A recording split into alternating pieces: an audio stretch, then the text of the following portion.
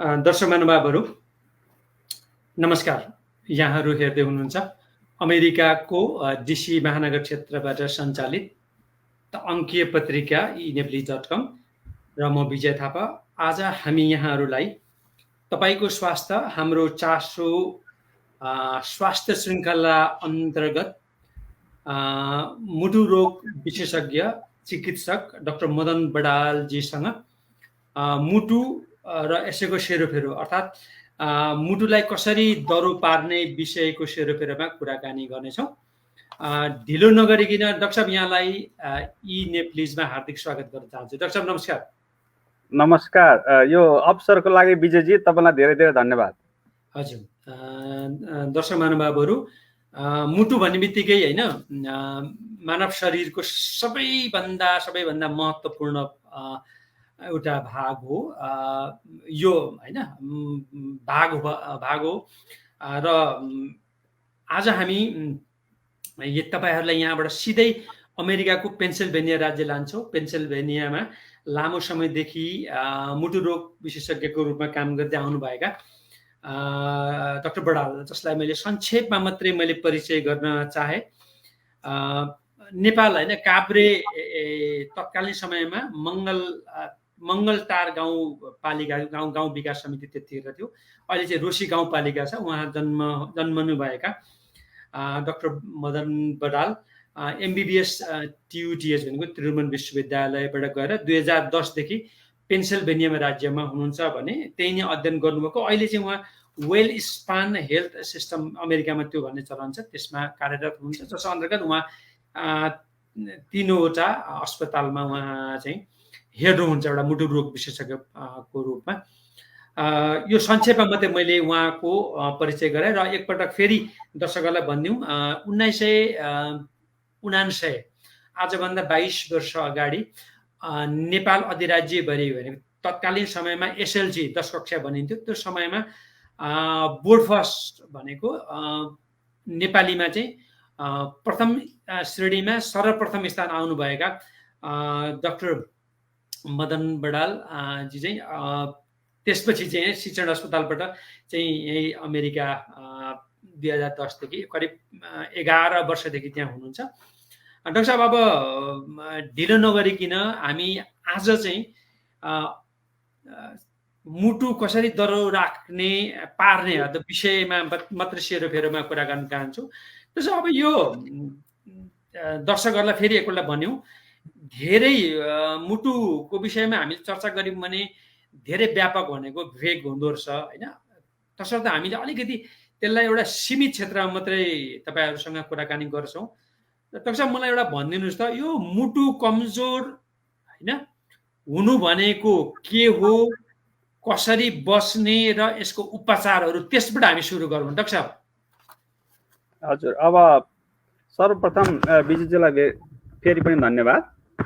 अब मुटुको बारेमा अब तपाईले अलिकति बताइहाल्नु भयो। मुटु चाहिँ हाम्रो शरीरको इन्जिन भयो। जसरी गाडीको इन्जिन चुस्त दुरुस्त राख्नुपर्छ अनि मात्र गाडी चल्छ, त्यसै गरी हाम्रो मुटु पनि मेन इन्जिन भयो। अब इन्जिन खराब भयो भने त अब बाँकी अङ्गहरू तपाईको किडनी भयो, त्यसपछि मृगौला, त्यसपछि कलेजो, फोक्सो राम्रो भए पनि मुटु बिग्रियो भने त अब पम्प बिग्रेपछि त समस्या भइहाल्यो। त्यही कारणले मुटु एकदमै अब मुटु स्वास्थ्य त्यही कारणले धेरै महत्त्वपूर्ण छ।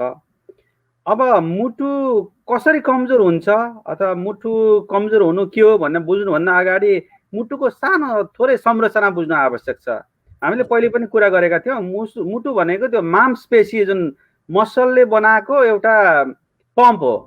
अनि त्यो पम्पमा चाहिँ त्यो पम्प कसरी काम गर्छ भन्दाखेरि पम्पमा चाहिँ अब इलेक्ट्रिक करेन्ट हुन्छ, एउटा पार्ट चाहिँ इलेक्ट्रिसिटी हुन्छ, अर्को पार्ट चाहिँ त्यो पम्पको जुन मांसपेशीहरूलाई चाहिँ खानको लागि न्युट्रिसन जुन खानेकुरा आवश्यक छ त्यो चाहिँ रक्तनलीले प्रवाह गर्छ। त्यो हुनाले रक्तनलीको ब्लकेज भयो, रक्तनली चाहिँ ब्लक भएर अब रगत जान सकेन मांसपेशीमा भने मुटु कमजोर हुने भयो एउटा कारण।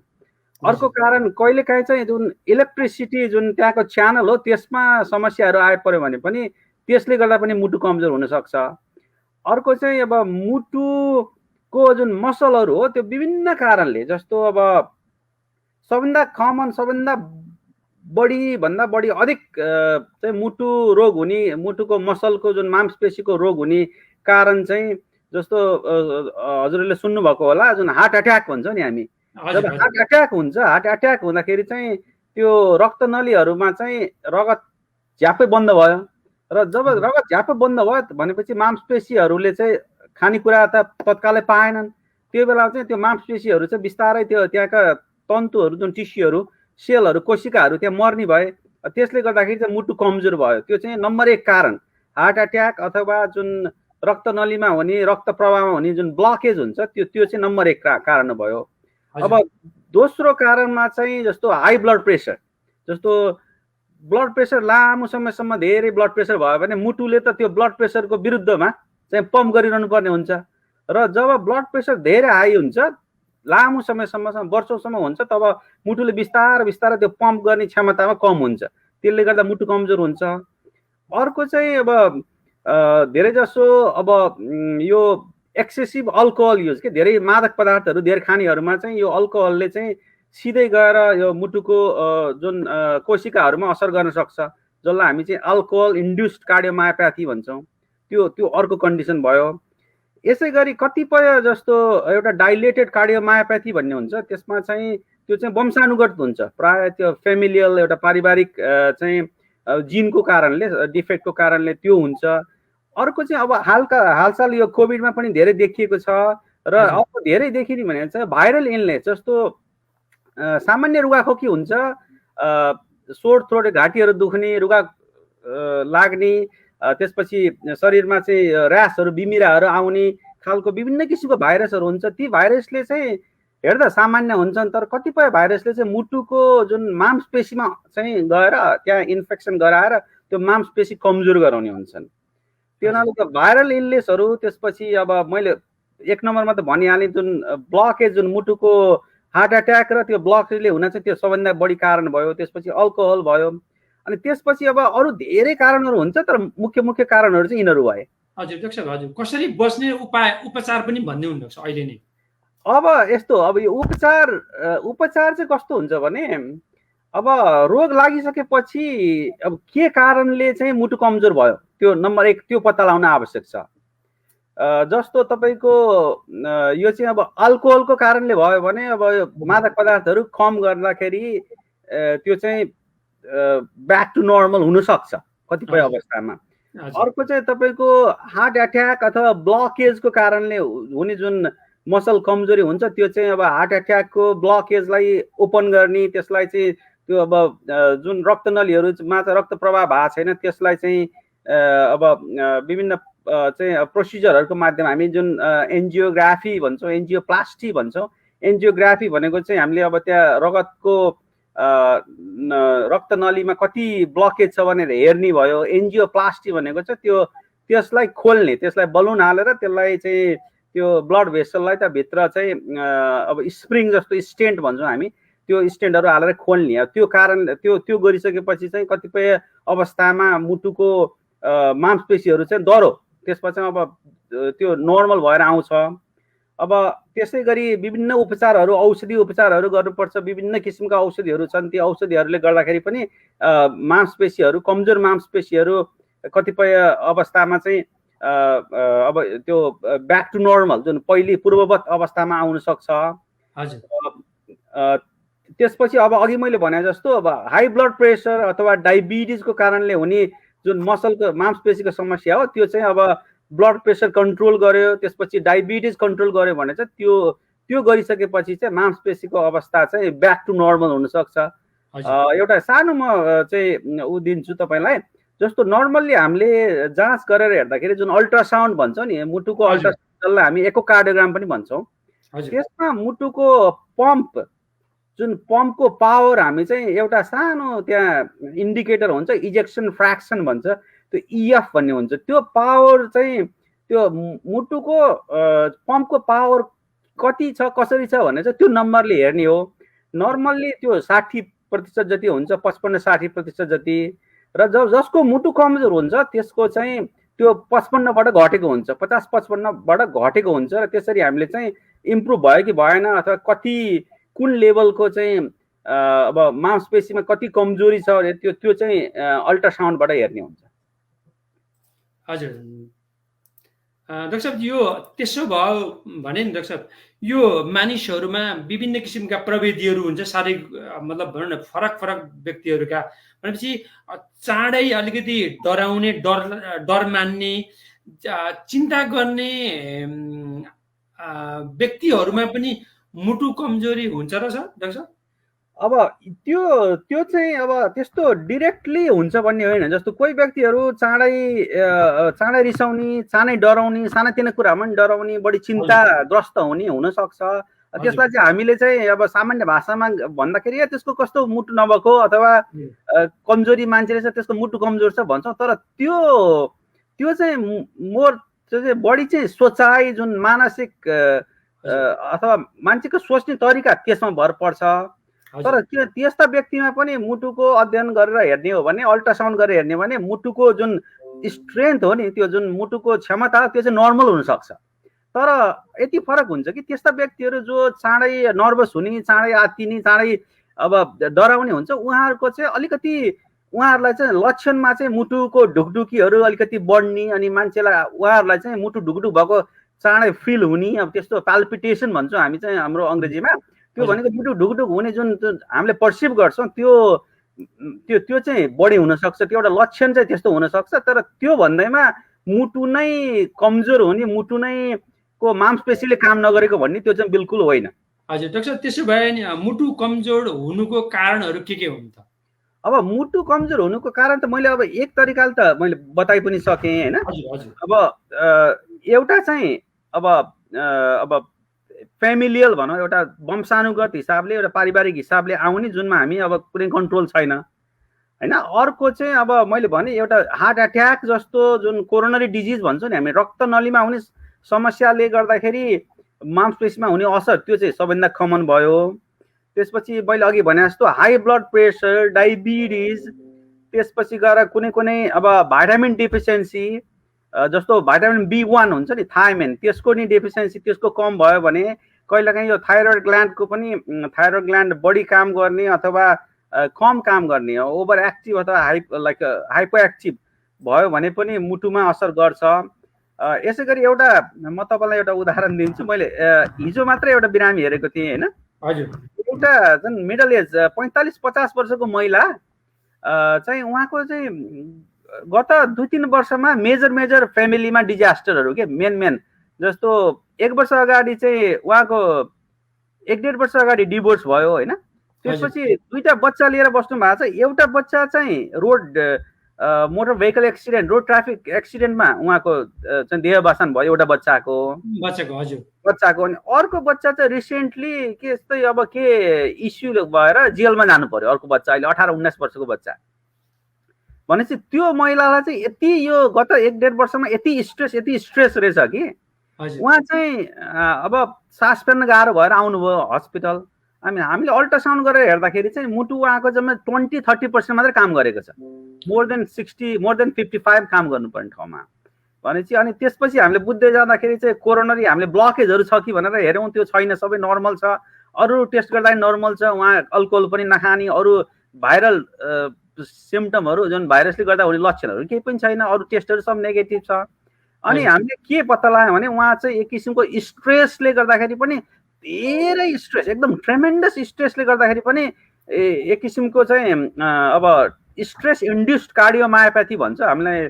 अब अर्को भाषामा यसलाई ब्रोकन हार्ट सिन्ड्रोम पनि भन्छ क्या। जस्तो त्यो महिलाको त विभिन्न ट्रेमेन्डस स्ट्रेस भयो नि त, एकदमै धेरै स्ट्रेसले गर्दाखेरि मुटुका मांसपेशीहरू नै काम गरेर छोडे क्या।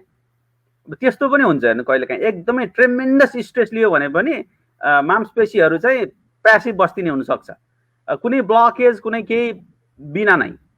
अनि त्यस्तो पनि हुनसक्छ। अब त्यो मैले अघि भनिसकेँ अरू कुराहरू, जस्तो अब मादक पदार्थ धेरै सेवन गर्यो भने त्यसपछि मुटुको भाल्भको समस्याहरू भएर पनि हुनसक्छ। त्यसपछि कतिपय गर्भावस्थामा हुनसक्छ। गर्भावस्थामा यतिकै नै हुनसक्छ।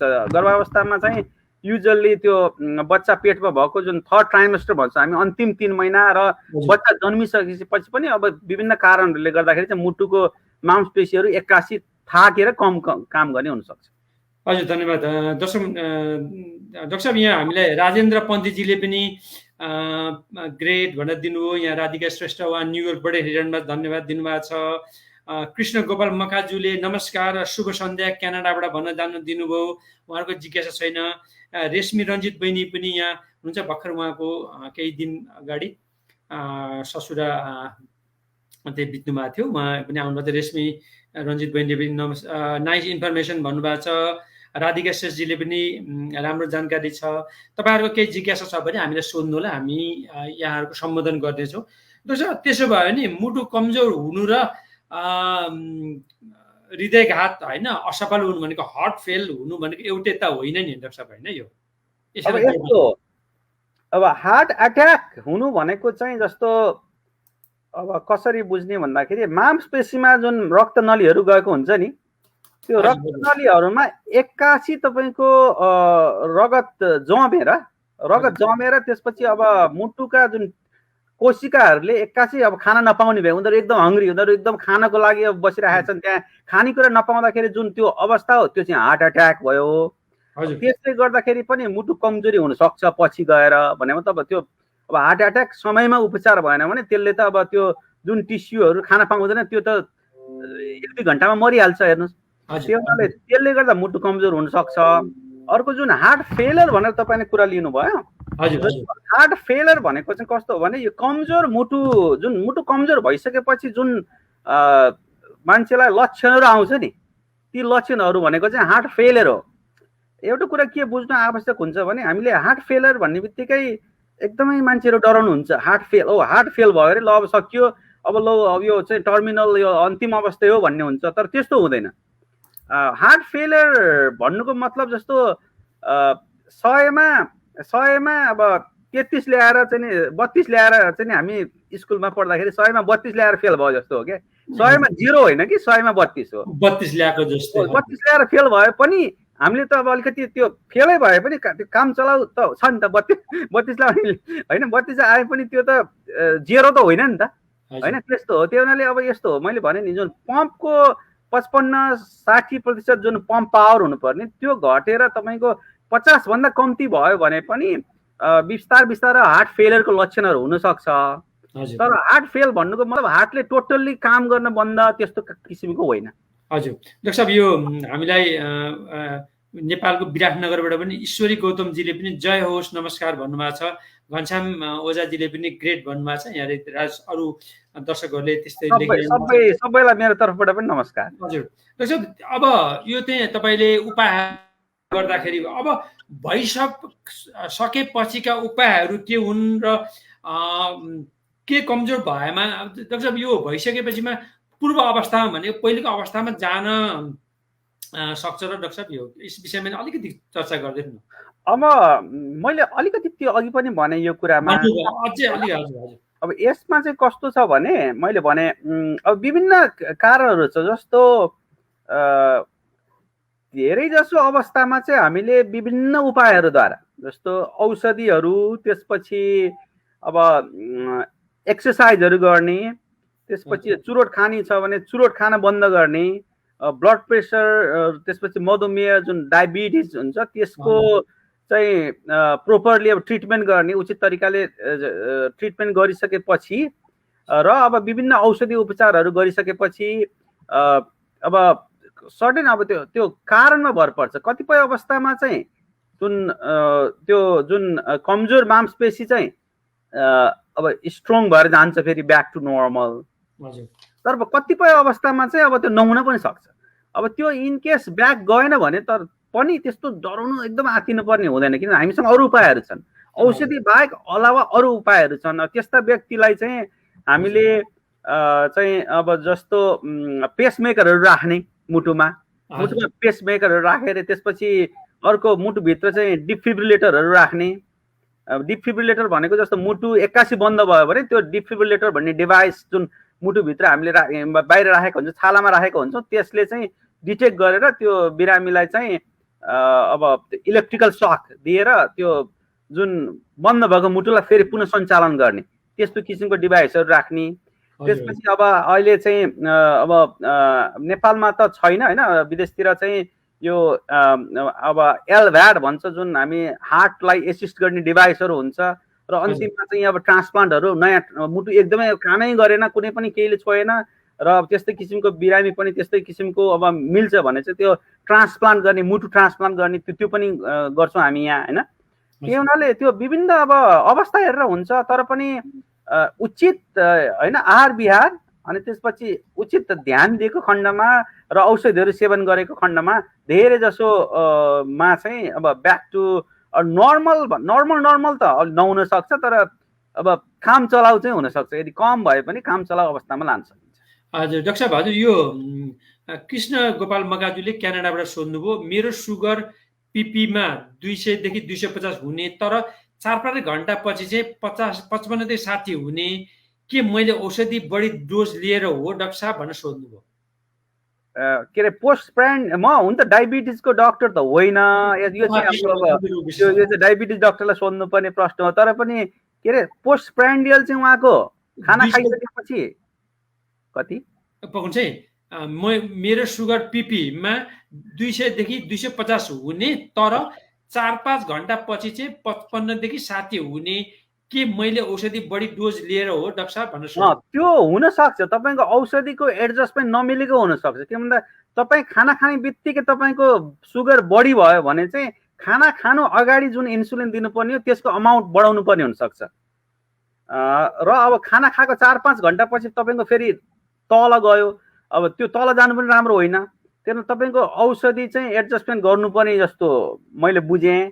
त्यसको लागि चाहिँ तपाईँले आफ्नो फ्यामिली डाक्टर, आफ्नो प्राइमरी केयर डक्टर अथवा डायबिटिज डक्टरसँग व्यक्तिगत सल्लाह लिनु आवश्यक हुन्छ। हजुर, भनेपछि कृष्ण गोपाल मगाजुजी उहाँले चाहिँ अब तपाईँलाई सायद मधुमेह रोग सम्बन्धी सम्झिनुभयो कि उहाँ चाहिँ मुटु रोग विशेषज्ञ हो, हार्ट डिजिज स्पेसलिस्ट हो उहाँ। त्यो थाहा त हामीलाई पनि अलिअलि हुन्छ सबै, तर पनि कस्तो भने त्यो अब एक्सपर्ट त्यहाँबाट ओपिनियन दिन सकिँदैन।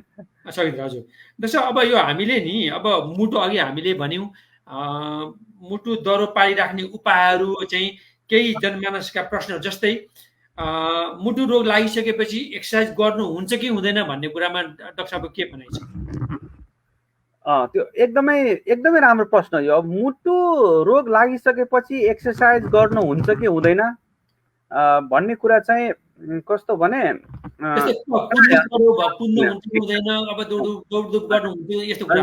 मैले बुझेँ। यसमा चाहिँ कस्तो छ भने तपाईँको जस्तो एउटा कार किन्नुभयो अथवा केही सामान किन्नुभयो, यी कार सामान आफ्नो सामानहरू चाहिँ जति प्रयोग गरेन उति त्यसको जतन जति बढी गयो त्यो लामो समयसम्म टिक्छ। तर हाम्रो मुटु भनेको चाहिँ कस्तो अर्गान हो भने, कस्तो अङ्ग हो भने तपाईँको मुटु दिनमा झन्डै 1 लाख चोटि मुटु धड्कन हुन्छ। विश्वास गर्नुहुन्छ? 1 लाख चोटि तपाईँको मुटु 24 घण्टामा 1 लाख चोटि जति धड्कन चाहिँ मुटुको धड्कन भइरहेको हुन्छ। 1 लाख चोटि दिनमा। अनि त्यसपछि दिनमा झन्डै 60,000 माइल जुन रगत हो नि हाम्रो शरीरभित्र रगत, दिनमा झन्डै 60,000 माइल। विश्वास गर्नुहुन्छ? 60,000, 60 होइन, 600 होइन, 6,000 होइन, 60,000 माइल रगतहरू चाहिँ त्यो जुन ब्लड भेसलमा चाहिँ त्यति गइरहेको हुन्छ। हजुर, भनेपछि अब अरू सामानहरू चाहिँ हामी यसो जोगाएर हिफाजत गरेर होइन आराम गरेर धेर प्रयोग नगरेर राख्दा चाहिँ त्यो प्राय त्यो चाहिँ लङ टर्म जान्छ। तर मुटु चाहिँ यस्तो हो कि मुटु चाहिँ जति एक्सर्साइज गर्यो तपाईँको, जति एक्सर्साइज गर्यो उति तन्दुरुस्त उस्तै दुरुस्त हुन्छ। यो चाहिँ दुईटैमै एप्लाई हुन्छ। मुटु रोग नलाग्नेहरूमा पनि एक्सर्साइज रेगुलर गर्यो भने मुटु रोग हुने चान्स घट्दै जाने भयो। अर्को मुटु रोग लागेको तपाईँको एकदमै हार्ट फेलियर भएको बिरामी अथवा हार्ट अट्याक भएको बिरामी अथवा सर्जरी गरेको बिरामी अथवा ट्रान्सप्लान्ट गरेको बिरामीहरू हुन्छ नि जुन नयाँ मुटु हालेको, ती बिरामीहरू सबैमा सबै अध्ययनहरूले के देखाएको छ भने एक्सर्साइज एकदमै राम्रो। इभन हाम्रो जुन धेरै चिकित्सक बिरामीहरू जुन आइसियुमा बसेर जानुहुन्छ, जसको ट्रान्सप्लान्ट गरेको छ, जसलाई चाहिँ हामी आर्टिफिसियल हार्ट राखेका छौँ, उनीहरूलाई पनि हामी चाहिँ एक्सर्साइजको लागि एउटा जुन जुन एक्सर्साइज गर्ने हामी कार्डियक रिहेबिलिटेसन सेन्टर भन्छ, एउटा पुनर्वास जस्तो त्यहाँ पठाउँछौँ एक्सर्साइज सिक्नको लागि, गर्नको लागि। भनेपछि त्यो चाहिँ एकदमै आवश्यक कुरा हो। भनेपछि अब के गर्ने कति गर्ने भन्ने कुरा चाहिँ त्यो चाहिँ अब इन्डिभिजुअलमा भर पर्छ। त्यो के रोग थियो, त्यसपछि बिरामीले कति गर्न सक्छ, कतिसम्म गर्ने, लिमिट के हो, त्यो चाहिँ अब इन्डिभिजुअल मतलब व्यक्तिगत रूपमा फरक पर्ने भयो। तर एक्सर्साइज एकदमै आवश्यक छ।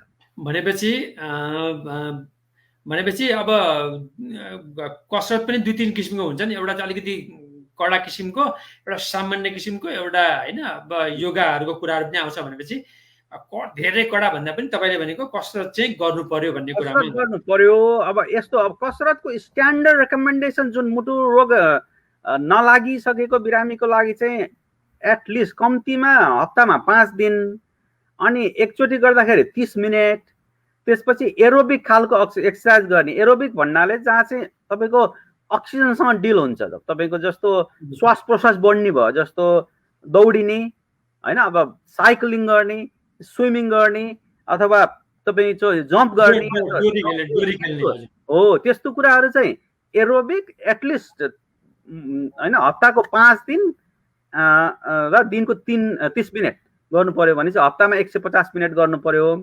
अब त्यति सकिन्छ भने, अब त्यति सकिन्न, तपाईँको आफ्नो लिमिटेसनहरू छ भने त्योलाई चाहिँ स्प्लिट गर्न पाइयो, 15-15 मिनटमा गर्न पाइयो, अथवा त्यो गर्न सकिएन भने अलिक फास्ट हिँड्न पाइयो, त्यसपछि रेगुलर हिँड्न पाइयो, योगाहरू गर्न पाइयो। त्यति सकिन्न भने र त्योभन्दा बढी सकिन्छ भने अझ राम्रो, तर एटलिस्ट मिनिमम चाहिँ त्यति चाहिँ गर्नु पर्यो भन्ने एउटा स्ट्यान्डर्ड रेकमेन्डेसन हो त्यो चाहिँ। धन्यवाद डाक्टर। यहाँ लक्ष्मी रञ्जित बहिनीले फेरि well explain heart attack and heart failure, thank you doctor Badal भनेर उहाँले पनि गर्नुभयो। बहिनीले पनि प्रश्न सोधिरहनुहुन्छ। डाक्टर त्यसो भयो नि, अब एउटा सामान्य मान्छेलाई होइन अब 35-40 भइसकेपछि मलाई केही पनि लक्षण 35-40 भइसकेपछि चाहिँ अब अथवा कुनै मान्छेलाई मलाई केही पनि लक्षण नै छैन भनेपछि म डक्टरमा गइरहनु पर्छ भन्ने सोचाइ पनि हामी आम जनसको हुँदाखेरि अब तपाईँ मुटु रोग विशेषज्ञ भएको हैसियतले के भन्नुहुन्छ डाक्टर साहब? अब यसलाई कसरी बुझौँ भने, तपाईँ नयाँ कार किन्नुहुन्छ, हजुर, नयाँ कार किन्नुहुन्छ र नयाँ कार चाहिँ वर्षमा एकचोटि इन्सपेक्सन गर्नुहुन्छ, त्यसपछि 6-6 महिना अथवा एभ्री 5000 माइल चलाइसकेपछि सर्भिसिङ गर्नुहुन्छ। हजुर, नयाँ कारमा किन आवश्यक पर्यो भन्नु त? गर्नुहुन्छ नि तपाईँ होइन, किनभने त्यहाँ त खराब हुनसक्छ नि त, केही खराब हुनसक्छ, खराब जान सक्छ नि त। यस्तै हाम्रो शरीर पनि अब यो नयाँ र पुरानो भन्ने छैन। हेर्नुहोस्, अहिले मुटुका समस्याहरू पहिले हामी मुटुका समस्याहरू चाहिँ 40-50 कटिसकेपछि बुढोलीपन भन्थ्यो, तर त्यस्तो छैन आजकल। हामीले मुटुको हार्ट एट्याकहरू, मुटुको यो हार्ट फेलियरहरू 30 इभन 20-25 वर्षकोमा धेरै बिरामीहरूमा देखिरहेछौँ। त्यही हुनाले जस्तो मैले अघि पनि भने, हाई ब्लड प्रेसर, त्यसपछि डायबिटिज जुन मधुमेह, कोलेस्ट्रोल प्रब्लम हो नि, यो 3वटा प्रब्लम हो नि। यो 3वटा प्रब्लम चाहिँ 3वटा समस्या चाहिँ। अनि अर्को स्मोकिङको कुरा पछि आउँला। हाई ब्लड प्रेसर, डायबिटिज र कोलेस्ट्रोल, 3टा भनेको चाहिँ यो 3टा बिल्डिङ ब्लक हो कि यो मुटु रोगको लागि। रक्तनलीको रोग, मुटु रक्तनली, यो माथिको पक्षघात हुने सबै किसिमको यो रक्तनलीको रोगको लागि चाहिँ यो 3वटा चाहिँ मेन पिलर हो। समस्या चाहिँ कस्तो हुन्छ भने यिनीहरू चाहिँ लामो समयसम्म चाहिँ चुपो लाएर बस्दिन्छन् कि, यिनीहरूले केही पनि लक्षण देखाउँदैन। डायबिटिजको अलिअलि लक्षण हुनसक्छ सुरुमै यदि चनाखो भयो भने, तर हाई ब्लड प्रेसर र कोलेस्ट्रोल तपाईँले नाप्नु भएन, तपाईँलाई थाहा भएन भने 10-12 वर्षसम्म त्यो त्यतिकै बसिरहेको हुनसक्छ। यदि केही पनि कतिपय व्यक्तिलाई चाहिँ केही थाहा नभइकन बसिरहेको हुन्छ। त्यही भएर यिनीहरूलाई भन्छ साइलेन्ट किलर। हेर्नु, यो चुपो लाएर बस्छ, एक्कासी तपाईँको पक्षघात भइदिन्छ, एक्कासी हार्ट एट्याक भइदिन्छ, एक्कासी तपाईँको किडनी फेलर भइदिन्छ। अनि त्यसपछि मान्छेलाई थाहा हुन्छ, ओ मलाई यस्तो पो रहेछ भन्ने। त्यो हुनाले यस्तो साइलेन्ट किलरहरूलाई चाहिँ चाँडै पत्ता लगाउनु पर्यो नि त। अब तपाईँको नयाँ गाडी चाहिँ तपाईँले 6-6 महिनामा इन्सपेक्सन गर्न लानुहुन्छ, घरमा चाहिँ सर्भिसिङ गर्न लाने। आफ्नो शरीर चाहिँ 40-50 वर्षमा मलाई डाक्टर चाहिँदैन, मलाई आवश्यक छैन भनेर गर्ने कुरो भएन नि त। त्यो हुनाले मेरो यदि रेकमेन्डेसन यदि मान्नुहुन्छ, अथवा मेरो के छ भने एटलिस्ट तपाईँले एउटा डाक्टर चाहिँ होइन, अब आफ्नो एउटा डाक्टर बनाएर आफ्नो नम्बरहरू चाहिँ थाहा पाउनु पर्यो। ब्लड प्रेसर कति छ, डायबिटिज छ कि छैन, कोलेस्ट्रोल कन्ट्रोलमा छ कि छैन, र आफूले के गर्न सकिन्छ आफ्नो स्वास्थ्यको लागि। हजुर होइन। यी कुराहरू पत्ता लगाउनको लागि भए पनि तपाईँको कुनै उमेरको हदबन्दी छैन। 20, 30, 25 हेर्नुहोस्। अब तपाईँले विजयजीलाई थाहा छ, भर्खर हामी गत 3-4 महिनामा 3-4 जना इभन नेपालीहरूको चाहिँ हजुर मुटुको समस्या भएर यङ 30-40 वर्षमा मुटु मतलब ज्यान गुमाएको केसहरू हामीले सुनिरहेको हजुर दर्शक महानुभावहरू, हजुर यो अस्ति राम्रो कुरा भन्नुभयो डाक्टर साहब। यो हाम्रो होइन यहाँ भारत तोलक शक्ति तोलक भन्नुहुन्छ हाम्रो रूपकारकी पनि नेपालमा त्यही अब हृदय समस्याबाट नै पीडित हुनुभयो। अर्को यहाँ पनि हामीले पनि समाचार पनि लेखेका थियौँ। डाक्टर साहब यहाँ राधिका श्रेष्ठजीले एउटा प्रश्न सोध्नुभयो, तिनी महिलालाई उपचारपछि सामान्य अवस्थामा फर्किन सम्भव छ कि छैन? जुन पीडा उनले भोगेकी छन् त्यो पीडा त सदा उनको मन र दिमागमा रहि नै रहेको हुन्छ नि त। केही सुझाव दिनु होला, सबैको हितको लागि यस्ता परिस्थितिहरूलाई पनि हुन सक्छ भन्नुभयो। अलिकति त्यो त्यो त्यो महिलाको बारेमा चाहिँ त्यो जुन हामीले ब्रोकन हार्ट सिन्ड्रोम भन्यौँ नि, जुन हार्ट ब्रोक भयो, उहाँको मतलब एकदम पीडित हुनुभयो, एकदमै यति मेन्टल इलनेस यति भयो कि उहाँलाई त्यो उहाँले त्यो ट्रिमेन्डसली ह्यान्डल गर्न सक्नु भएन। हजुर त्यो यस्तोको चाहिँ युजली कस्तो हुन्छ भने औषधिहरू चलाइसकेपछि युजली प्राय गरेर तपाईँको 3 देखि 6 महिनामा यस्ता व्यक्तिहरूको चाहिँ हार्ट चाहिँ ब्याक टु नर्मल जान सक्छ। धेरै झन् 90% चान्स चाहिँ नर्मल हुने चान्स हुन्छ।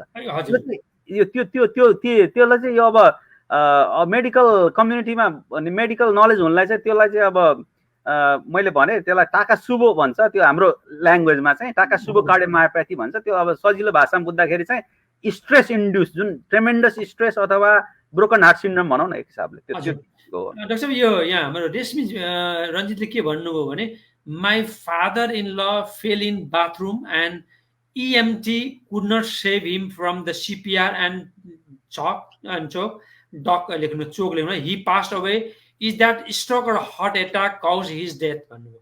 अब त्यो भन्न त यसलाई चाहिँ अब व्यक्तिको मृत्यु भइसकेपछि अटोप्सी नगरिकन होइन, जस्तो अटोप्सीलाई नेपालीमा के भन्ने जस्तो सब परीक्षण हो, सब परीक्षण नगरिकन ठ्याक्कै भन्न मिल्दैन। किनभने सब परीक्षण गर्दाखेरि मुटुमा के छ दिमागमा के छ सबै हेर्न मिल्छ नि त। अनि तर usually most of the time चाहिँ 90% अफ टाइम चाहिँ यो चाहिँ हार्ट एट्याक भएर र कहिलेकाहीँ चाहिँ हार्ट एट्याक होइन कि एक्कासी विविध कारणले गर्दा हार्ट स्टप भइन्छ। हार्ट एट्याक नभएर पनि हार्ट सडनली स्टप हुनसक्छ।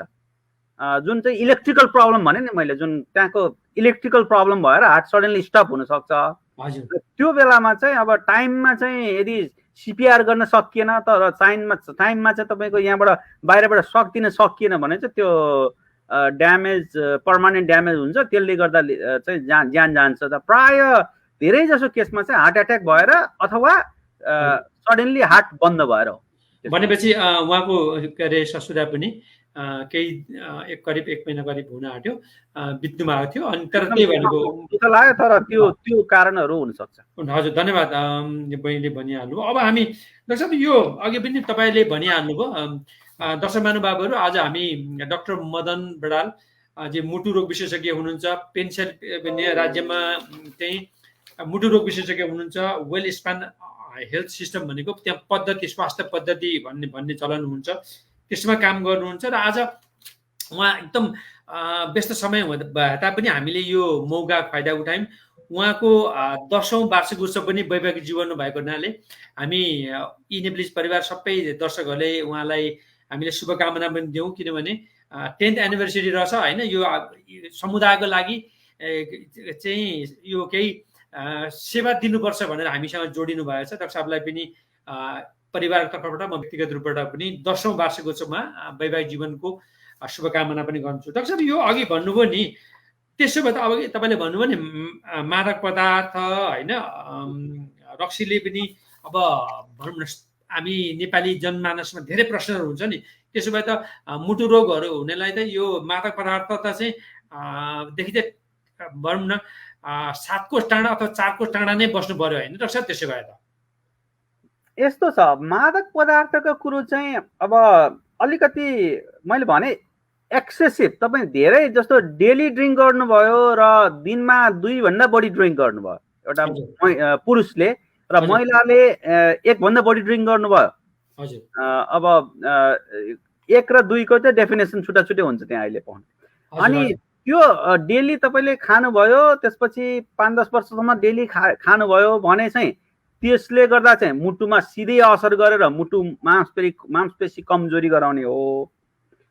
तर अब अध्ययनहरूले देखाएको छ एउटा लिमिटमा बसेर तपाईँको अल्कोहल इन मोडरेसन भनेको एउटा सामान्य जस्तो तपाईँले अब हप्तामा 3 देखि 4 दिन अलिकति 1 देखि 2 ड्रिङ्क वाइन अथवा होइन अलिकति एउटा बियर अथवा चाहिँ हप्तामा दिनमा चाहिँ हप्तामा 3 देखि 4 थोरै तपाईँको हार्ड ड्रिङ्क खाँदैमा त्यसले चाहिँ मुटुलाई नराम्रो असर गर्दैन। तर समस्या के छ भने खाने मान्छे त्यतिमा अड्किँदैन नि त। खाने मान्छे होइन लोभ लाग्छ होइन 2 सीसी 4 सीसी 5 सीसी 6 सीसी जान्दै त्यो चाहिँ डिपेन्डेन्स हुन्छ, जुन इन्टोलरेन्स हाम्रो शरीरको चाहिँ टोलरेन्स बढ्दै जान्छ र मान्छे टोटली डिपेन्डेन्ट हुन्छ। त्यो चाहिँ मुटुको कारणले भयो। र अब अन्य धेरै कारणहरू छन् नि, जस्तो अल्कोहल त कुनै पनि हिसाबले अल्कोहल त सुरक्षित र राम्रो त हुँदै होइन नि।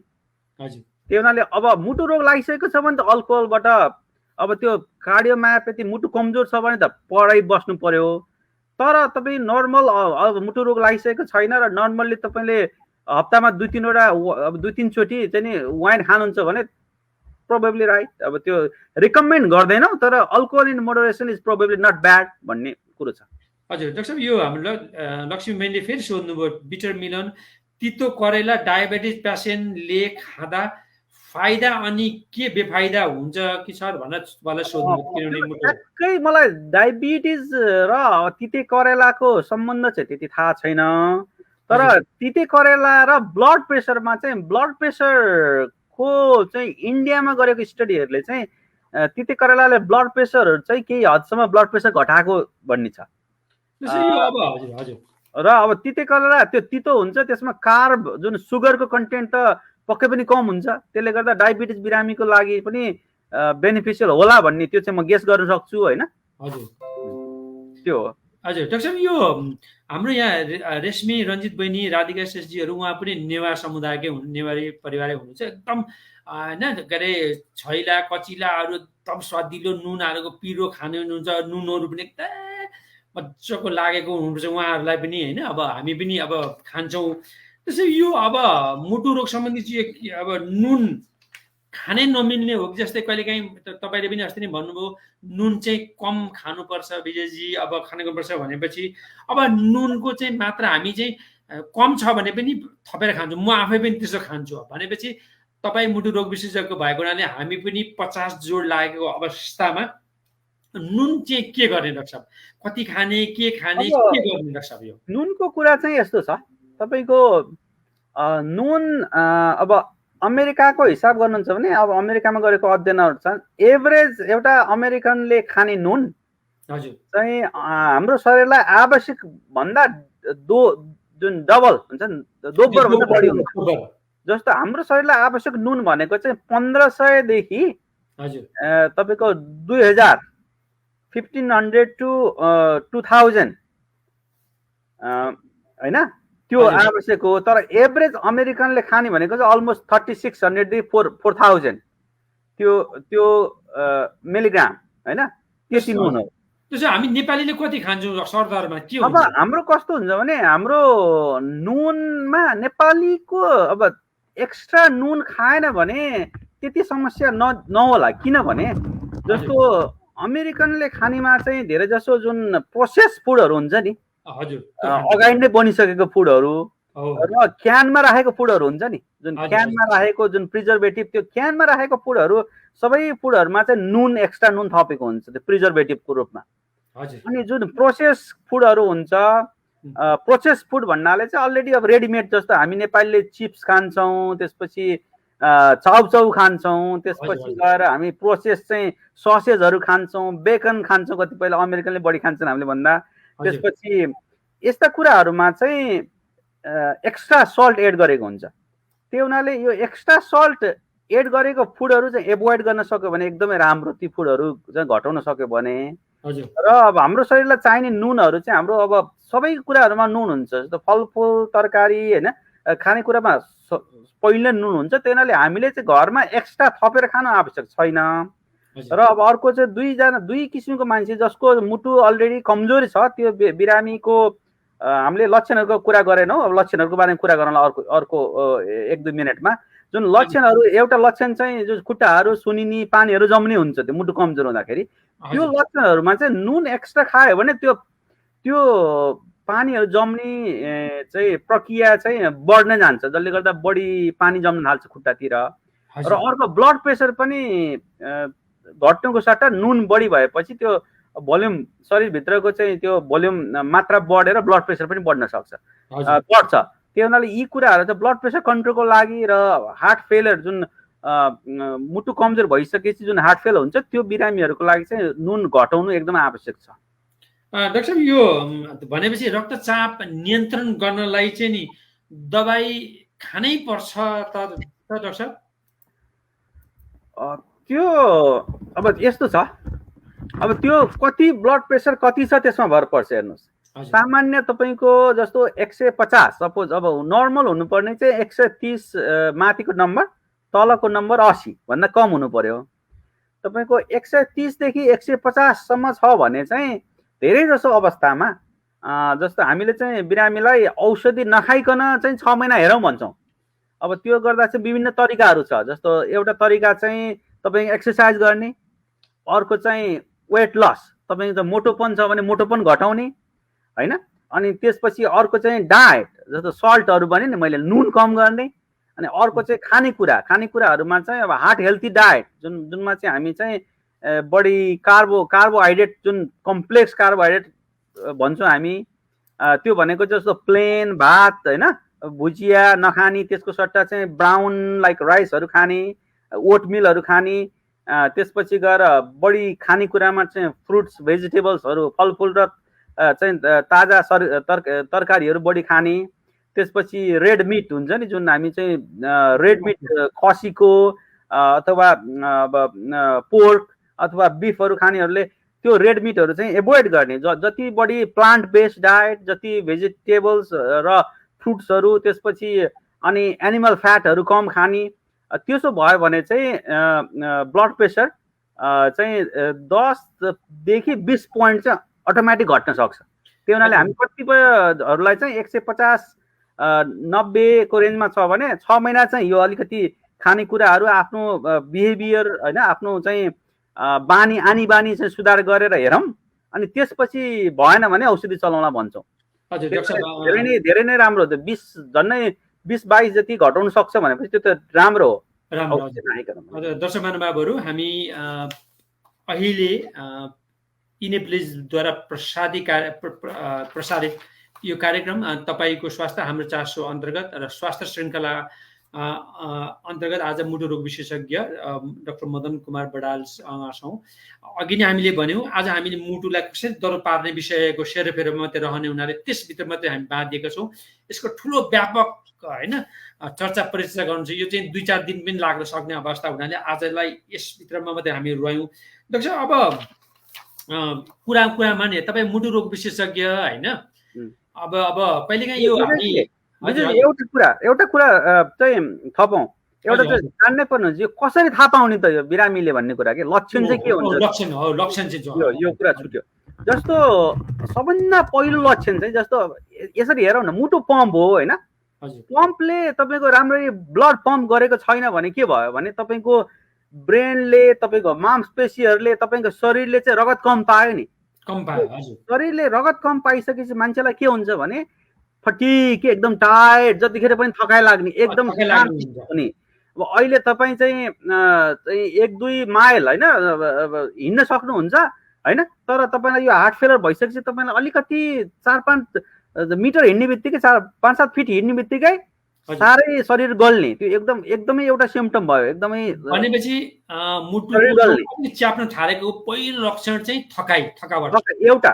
अर्को चाहिँ सास प्रश्वास बढ्ने, तपाईँको जुन हामी अङ्ग्रेजीमा डिस्निया भन्छौँ, सास प्रश्वास जुन के भन्ने, दम बढ्ने भनौँ न, एक किसिमले दम बढ्ने। जस्तो तपाईँको अलिकति हिँड्यो, पहिले त यसो अलिकति 2-4 मिटर बढी हिँड्न सकिन्थ्यो, अहिले त अलिकति हिँड्यो कि तपाईँलाई स्वाँ हुन्छ अनि रोक्यो चाहिँ स्वाँ हुन कम हुने। त्यसै गरी अब यो थाहा पाउने उपाय चाहिँ अब जस्तो भर्याङहरू चढ्दाखेरि पहिले चाहिँ तपाईँ 4-5 तला मजाले हिँड्न सक्नुहुन्थ्यो, अहिले चाहिँ 1 तला 2 तला हिँड्दाखेरि तपाईँ चाहिँ 2-3 चोटि नै रोक्नु पर्यो। ल हेर्नु त, त्यो भयो। अथवा राति सुत्ने बेलामा नि पहिले चाहिँ तपाईँ तकिया प्रयोग गर्दैनुहुन्थ्यो अथवा एउटा तकियामा सुत्नुहुन्थ्यो, शरीर सजिलो हुन्थ्यो। अहिले चाहिँ सुत्दाखेरि 2-3टा तकिया चाहिन्छ अथवा यसरी पल्टेर घर बस्नै सकिँदैन, यसरी सजिलो हुन्छ बस्दाखेरि। तर यसो पल्टिँदाखेरि सास फेर्न गाह्रो हुन्छ भने त्यो अर्को, किनभने पम्प नगरिसकेपछि त्यो एक्स्ट्रा ब्लडहरू त सबै लङ्समा गएर बस्छ अनि त्यसले गर्दा श्वास प्रश्वास गर्न गाह्रो भयो। त्यो दोस्रो लक्षण।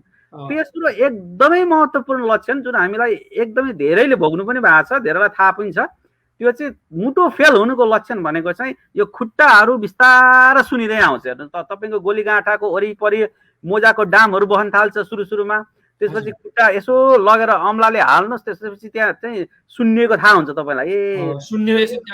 हो, अम्लाले यसो गर्नुहोस् अनि त्यो डाम बसिरहेछ, अनि अहिले बस्दैन तर सुन्नी बस्छ। बिस्तारै बिस्तारै त्यो खुट्टाको सुन्निएको माथि आउँछ, तपाईँको चाहिँ त्यो प्राइभेट पार्टहरू पनि सुनिन सक्छ, त्यसपछि भुँडी सुनिन्छ। त्यो हुनाले यी 3-4वटा लक्षणहरू चाहिँ एकदमै याद गर्नुपर्छ। एकदमै तपाईँले अपेक्षा गरे भन्दा बढी थकाइ लाग्यो, अर्को चाहिँ श्वास प्रश्वासमा एकदमै समस्या भयो, स्पेसली उकालो चढ्दा अथवा हिँड्दाखेरि, अनि राति सुत्दाखेरि चाहिँ तपाईँले नर्मल्ली फ्ल्याट सुत्न सक्नुहुन्थ्यो, तब तपाईँलाई अब एउटा चाहियो तकिया, 2टा चाहियो, 3टा चाहियो, र जति यसो गऱ्यो उति सजिलो भयो, जति पल्ट्यो उति गाह्रो भयो होइन। र तेस्रो चाहिँ शरीरमा सुनिँदै गयो। यी 3वटा लक्षण भयो भने चाहिँ, यी 3टा मध्ये कुनै लक्षण भयो भने चाहिँ यो मुटु त होइन भनेर तुरुन्त तपाईँ डाक्टरकोमा आउनुपर्ने हुन्छ। धन्यवाद डाक्टर साहबलाई, एकदमै मुरीमुरी धन्यवाद। दर्शकहरूलाई पनि हामी 3टा कुरा होइन डाक्टर साहब, थकावट होइन, श्वास प्रश्वास र अनावश्यक थकावट। तपाईँको 4-5 माइल हिँडेर थकाइ लाग्यो भने ठिकै छ, तपाईँको होइन अनावश्यक रूपमा पहिले गर्न सक्ने अहिले गर्न सकिएन। ल हेर्नु, अनि यो अब हामी चाहिँ हाम्रो महान चाड दसैँ पनि आउँदैछ होइन, हामी त्यही खालि होइन पिरो अमिलो जाँड होइन, अब यो खसीको मासु खाने भनेपछि अब हामीले त जम्मै मुटु रोगको लागि त घारी नै ल्याउने जस्तो देखियो भनेपछि अब आहार व्यवहारमा को लागि चाहिँ तपाईँ मुटु रोग विशेषज्ञ भएको, नेपाली भएको नाताले पनि, चिकित्सक भएको नाताले पनि अब आफ्नो दाजुभाइ दिदीबहिनीहरूलाई पनि केही सुझाव दिन चाहनुहुन्छ डाक्टर? एकदमै, किनभने दसैँ तिहार भनेको त यो हाम्रो चाडपर्व राम्रो, तर हाम्रो खानी बानी अलिकति त्यो खाने जुन बानी व्यवहारमा अलिकति थोरै परिवर्तन गर्नुपर्छ जस्तो लाग्छ। हाम्रो नेपालीको चाहिँ 81 धेरै खाने बानी छ नि त, त्यो अब खसी काट्ने घरमा होइन, अब नेपालमा युजली, अब यहाँ पनि हुन्छ कतिपयले गर्नुहुन्छ। अनि त्यसपछि धेरै नै खाने होइन, के भन्छ उपरीमाथि थुपरी के भन्छ नि, एकदमै खाने अनि 10-15 पाउन्ड मोटाउने, अनि त्यो छ, त्यो चाहिँ अलिकति चित्त बुझ्दैन होइन। त्यो एक हिसाबले चाहिँ मलाई लाग्छ अब 2टा कुरा, एउटा खानेकुरामा चाहिँ ध्यान दिनुपर्ने कुरा चाहिँ मैले अघि पनि भने, अलिकति 3टा यस चाहिँ सकेसम्म चाहिँ 3टा यसबाट टाढा रहने। एउटा चाहिँ salt, extra salt, extra salt नखाने। अर्को चाहिँ स्याचुरेटेड फ्याट भन्छ नि, जुन हामीले बोसोयुक्त पदार्थहरू हुन्छ नि, त्यसपछि स्याचुरेटेड र अनस्याचुरेटेड भन्ने हुन्छ। स्याचुरेटेड फ्याट भनेको चाहिँ जुन रुम टेम्परेचरमा जुन राख्दाखेरि चाहिँ जुन सोलिड हुन्छ, जुन चाहिँ सोलिड भनेको जस्तो सारो क्या सुन्दाखेरि, कोसो घिउ यस्तो पदार्थहरू भयो नि त, मासुमा पाउने फ्याट अथवा घिउमा अथवा बटरमा पाउने फ्याटहरू हो नि, त्यसलाई चाहिँ सकेसम्म कम गर्ने। अब त्यो मासु खाने हो भने सायद मासुको तपाईँको फ्याटहरू कम गर्ने। यो रोके घिउ छ नि, घरमा बनाएको घिउहरू नेपालमा त्यो नुहाउने घिउ ल्याएर बनाएको, यो मुटु रोगलाई चाहिँ घिउ खान के हुन्छ डाक्टर? यस्तो हो, घिउ भनेको चाहिँ मैले भने नि अघि पनि मोडरेसन। अब अलिकति खाने भने ठिकै छ, तर तपाईँको डेली बिहानै घिउ बेलुका घिउ खानुभयो भने त घिउले चाहिँ घिउ भएर शरीरभित्र गएर हुने त कोलेस्ट्रोल हो, कोलेस्ट्रोल लेभल बढ्यो त लङ टर्म। त्यही घिउ कहिलेकाहीँ खान त स्वादिलो हुन्छ, मिठो हुन्छ, कहिलेकाहीँ खाना हुन्छ, खानै नहुने होइन, अथवा थोरै खाना हुन्छ, तर त्यसमा नि कन्ट्रोल गर्नु पर्यो। र घिउ छ भने अब घिउलाई चाहिँ सकेसम्म चाहिँ अब रुटिन युज गर्दा चाहिँ तेलले रिप्लेस गर्नुपर्छ होइन, अब भेजिटेबल अइल्सहरूले कोलेस्ट्रोलको हिसाबले चाहिँ भेजिटेबल अइल्सहरू बेटर देन अब घिउ भन्दा। यस भयो, यस सल्ट भयो, यस स्याचुरेटेड फ्याट भयो जुन रुम टेम्परेचरमा चाहिँ हुन्छ। अर्को यस भनेको चाहिँ सुगर प्योर सुगरहरू चाहिँ सकेसम्म एभोइड गर्नु पर्यो।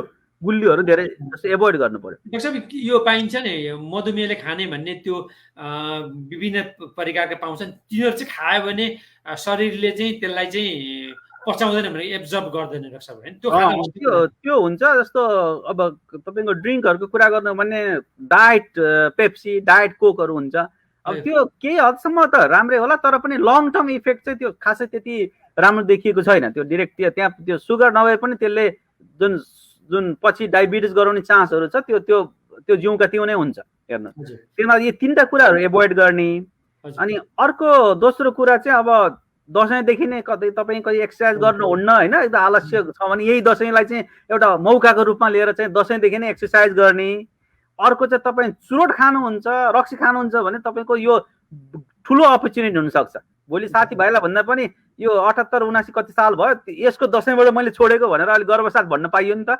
अनि एउटा यसलाई चाहिँ अपर्च्युनिटीको रूपमा लिने। त्यसपछि तपाईँको डाक्टर यदि हुनुहुन्न भने डाक्टर कहाँ गएर एकचोटि आफ्नो हेल्थ चेक गर्ने एउटा अवसरको रूपमा। स्पेसली नेपालमा त अलि लङ टर्म बिदा पनि हुन्छ यस्तो बेलामा होइन, त्यो बेलामा चाहिँ आफ्नो स्वास्थ्यको अलिकति ख्याल गर्ने।